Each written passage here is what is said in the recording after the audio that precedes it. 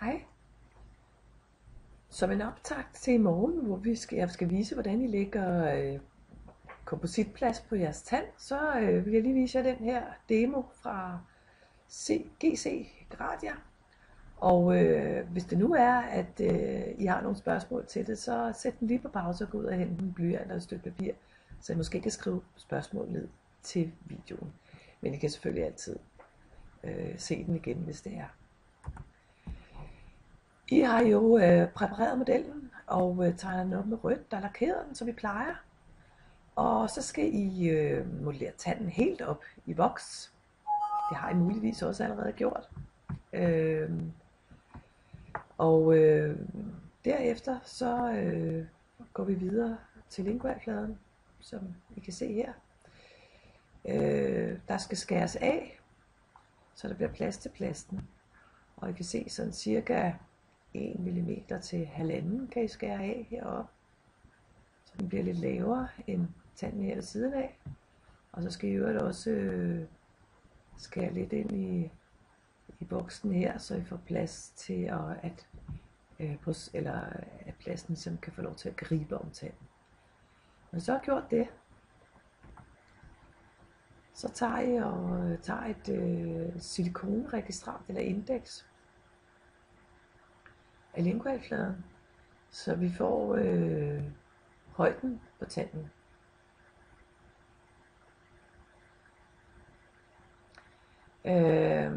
Herefter så skærer I så det til, så I stadig har hele lingualfladen her. Ja, der vil så lige sige, at jeg siger nok noget forkert før, for jeg sagde, at jeg skulle skære ned her, men det skal jeg jo ikke. I skal beholde højden på tanden før, sådan så I har højden på tanden, når I tager indekset her. Så skal I det til, kan I se her. Og så i øvrigt, når I så har skåret det til, så skraver I af, så skraver I resten af voksen af på facialfladen.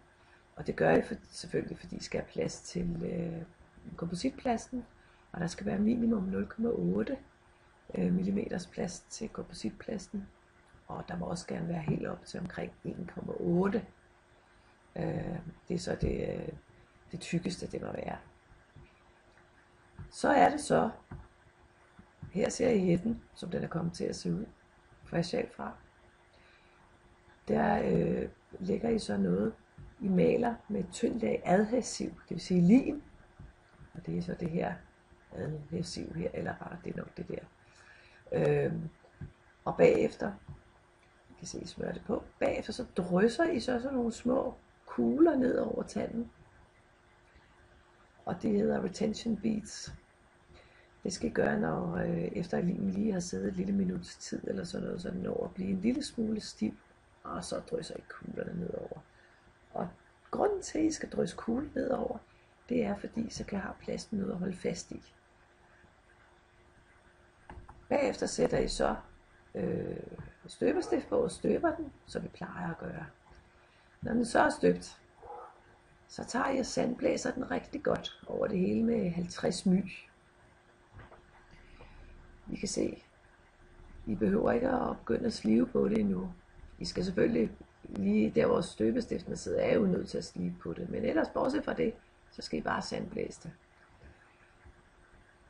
Bortset fra hernede ved kanten, der skal I lige slive den lidt tyndere, og det er fordi, det bliver for tykt, hvis der er de der retention bead, der sidder hernede på kanten. Så dem sliver I lige af, samtidig med at I selvfølgelig bevarer den længde, I vil have på tanden, eller på hætten.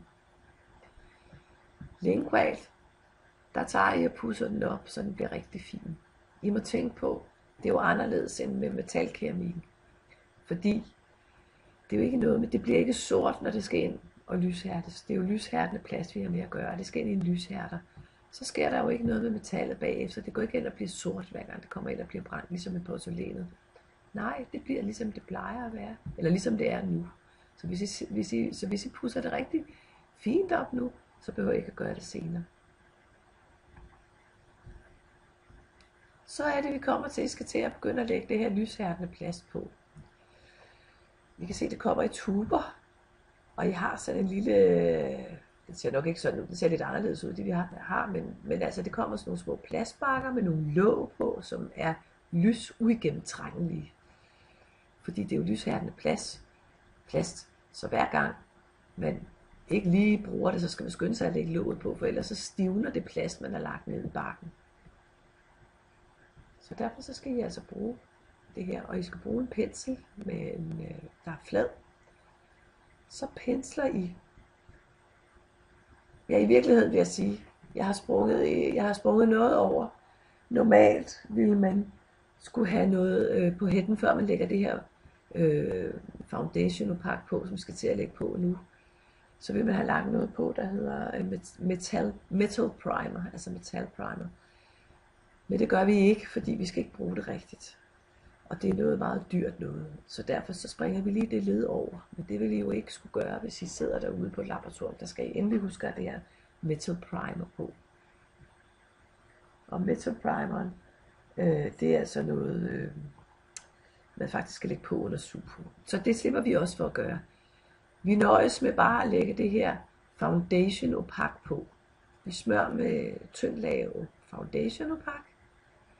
Og lægger det ind i Labolighten. Det er den her maskine, der ser sådan ud. Den er sådan en lidt stærk lyshærder. Og det er fordi, det her det er jo opak. Og det vil sige, det er ikke særlig lysgennemtrængende. Derfor skal det have en hel masse lys, for at det kan stivne. Når I så har gjort det, ja, der glemte jeg lige at sige, at I skal have det ind i et minut i Labolight. Når I så har gjort, det er min hund, der vil lige pludselig vil blande sig her. Kan du lige lade være, du? Når I så har gjort det, så lægger I nede ved marken, nede ved kanten her, så lægger I noget af selve den rigtige opak. Lægger et lag. Hvis det nu er for eksempel, I har valgt en farve A3, så kan I for eksempel lægge noget opak i A3,5 hernede, for at skabe lidt, kan man sige, lidt gengival farve hernede. Den er jo så rigtig mørkere her, men man kunne også have lagt det, der hedder margin opak, som er noget, der decideret er lavet til det. Det skal så ind og lyshærdes 1 minut igen. Derefter så skal den have 2 tynde lag opak over det hele. Undtagen selvfølgelig lige hernede, hvor jeg har lagt det her i en lidt anden farve. Fordi det bliver bare dækket, hvis vi begynder at lægge det helt ned ud over. Så 2 lag tyndt opak igen. Vi skal lyshærde 1 minut i Labolighten mellem hver lag. Så kommer det til at se sådan ud, skulle det jo gerne se ud.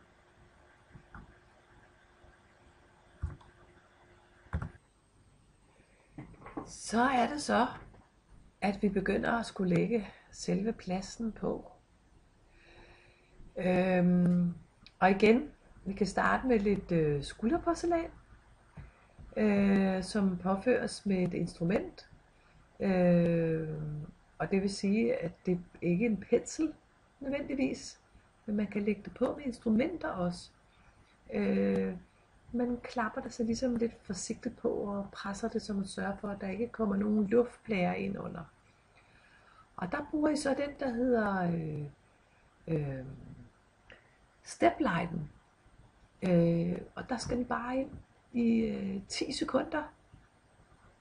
Men I kan også putte det ind i den der Labolighten i 30 sekunder.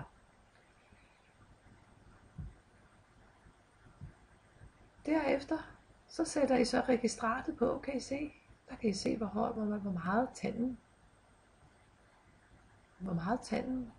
høj tanden bliver, eller hvor lang den bliver. Og så lægger I dentin på.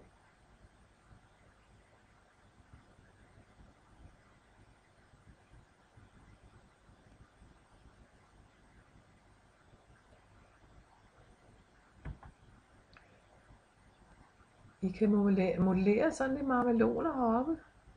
Kan I se, det er sådan lidt ujævnt marmeloner. Og I kan Og så, når I har gjort det, lagt en tin på over det hele. Det skal bare være ligesom I plejer at gøre med porcelænet. Der skal selvfølgelig være plads til emaljer og transparenter og sådan noget. Så der skal I lige lade lidt plads. I skal selvfølgelig ikke lægge den helt ud, men og lidt mere dentin på hernede selvfølgelig, end heroppe, ikke?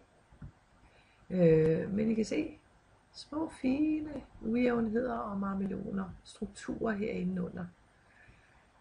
10 sekunder i labolejden igen, eller i steplejden, eller 30 sekunder i labolejden. Og så kan I så, hvis I vil, male med noget intensiv color her, eller farve heroppe, for at skabe lidt, måske lidt transparens. Kan I se, det bliver gjort her. Og så ind igen i 10 sekunder i steplejden. Det er den lille lyshærder, ikke?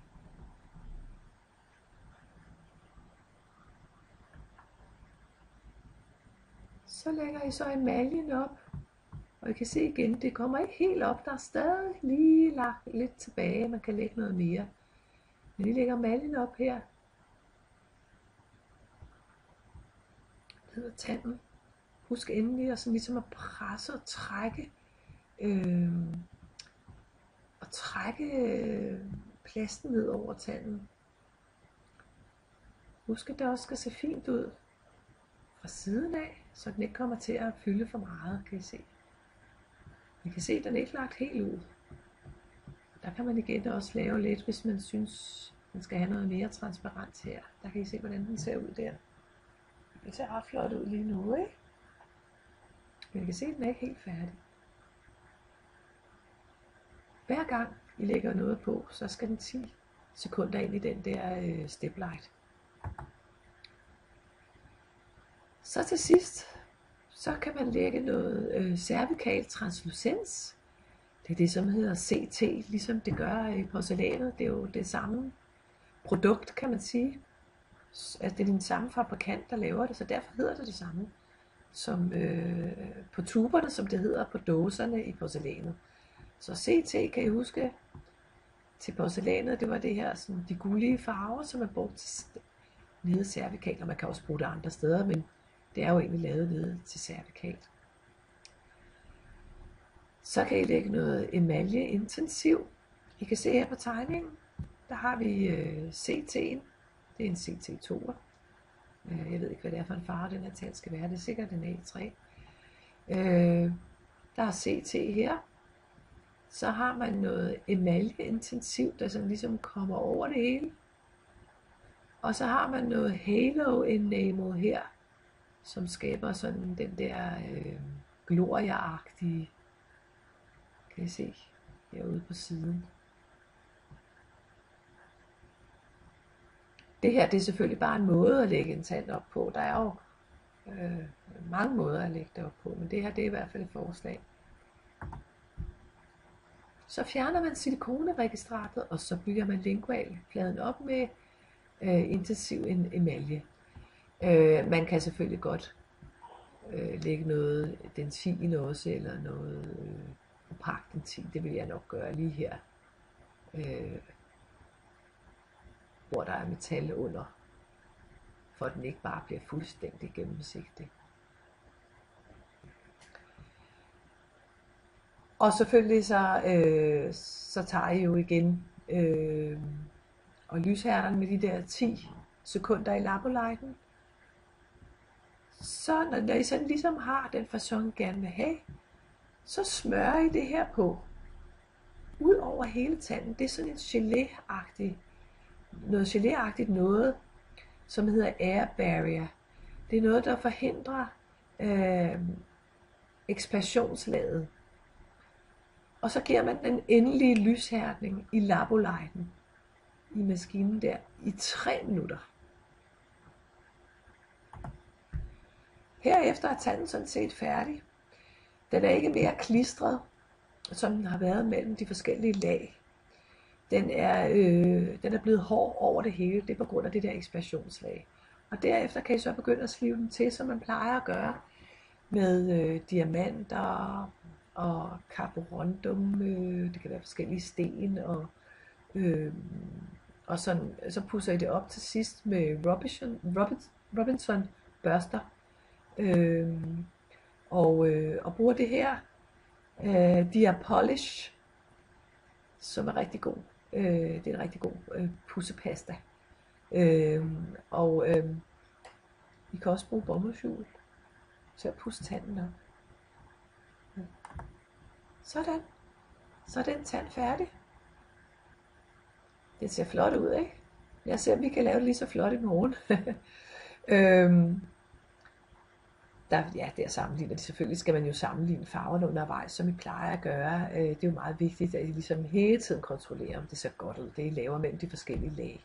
Det gode ved at lave det her plast, det er jo, at man kan se, hvad man laver faktisk. Og det er jo ikke ligesom porcelæn, hvor det sådan er lidt, det er faktisk sådan lidt gætteri, kan man sige, ikke? Indtil man ved, hvad man laver. Men her, der ved man simpelthen, hvad man laver hele tiden, for det er bare så tydeligt at se det, og derfor så kan I komme til at lave nogle rigtig flotte farver, og rigtig flotte effekter i tænderne. Så det er jo bare at gå i gang og forsøge sig frem med alt muligt. Hvis det nu er, at I alligevel, efter I har brugt det der, hvad hedder det der geléagtige air barrier over det hele, at I alligevel finder ud af, der mangler lige at komme til at slippe for meget af, der mangler i hjørnet, eller der er ikke kontakt til nabotanden, eller et eller andet i den stil. Så kan jeg altså bruge det her, som hedder GC Composite Primer. Igen, det kan I lige pensle det hele med. Giv den en tur i Laboliten i et minut, og så kommer der igen et ekspressionslag ud over tanden, altså det der klistrede lag. Og så kan I lægge noget mere på igen og lyshærde det. Ja, det var sådan set, så er vi ved at være ved vejs ende.